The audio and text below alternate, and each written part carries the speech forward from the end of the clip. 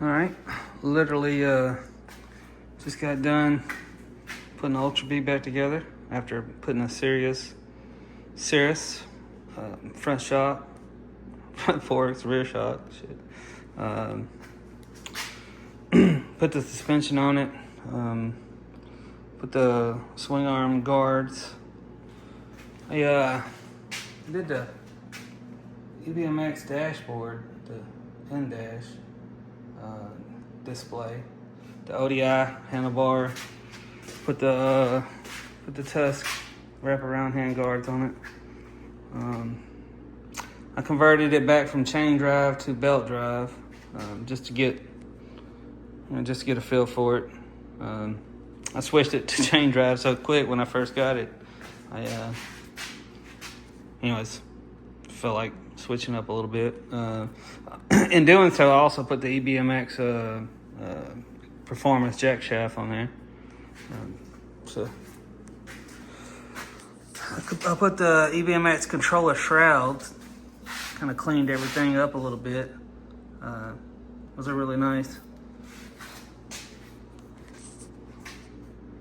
But yeah, I'm ready to break the suspension in, get a feel for it, see how it feels. Just sitting on it and rocking it back and forth, making sure everything was settled. Felt pretty good, but I mean, you never really get a grasp for it till you ride. Put a few miles on it, you know. So, anyways, yeah, everything was pretty easy, I guess, for the most part. Put Loctite back on, blue Loctite on most of the bolts again. Had a few of them that, had to put the heat gun on for a while with a little torch to melt the existing Loctite. Didn't strip anything, didn't cross-thread anything, so that's good. Yeah, looks pretty good. I like the way it turned out, I like the way it looks. Looks like a real set of forks on the front of that thing. Ready to check it out? I really like this EBMX display though, especially it being mounted in the dash like that. That turned out really good.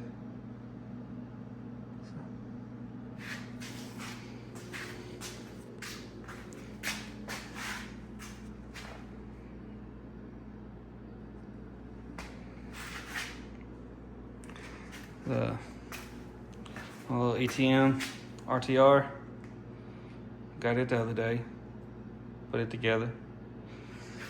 It's been kind of snowed here, and we ain't used to getting a lot of snow, so kind of messed up riding anything. So I figured I'd put some parts together, put some parts on a bike I've been collecting some parts. So went ahead and took the bad weather as a day to do some wrenching.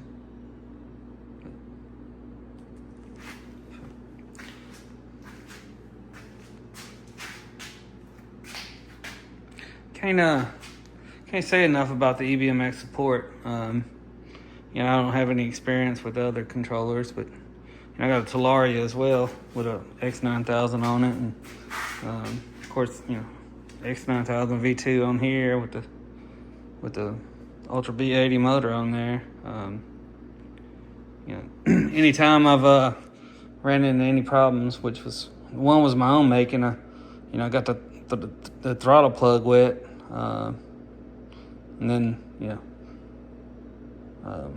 had an issue with loading some firmware. Anyways, what I was getting at is the EBMX support. They got a Facebook group, and they're pretty quick to try to help people out.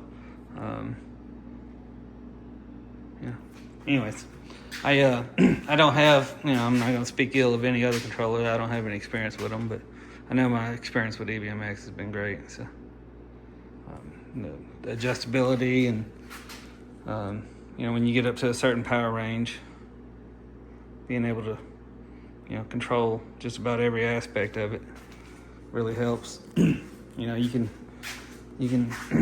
have this thing pretty tame, or you can control it. I mean, where you can barely flip that throttle and it wants to come off the ground. You know, you have that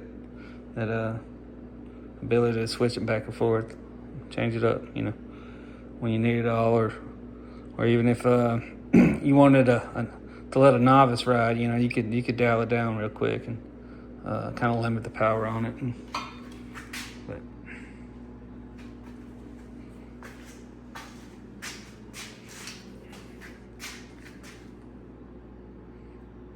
But you know, at the end of the day, I got quite a few pesos in this Ultra B, and you know, at this point, I'd already taken it this far with all the other upgrades, and went ahead and bit the bullet. You know, it was killing me not to get that suspension for it, and a few other little finishing touches, and anyways, just finished up. And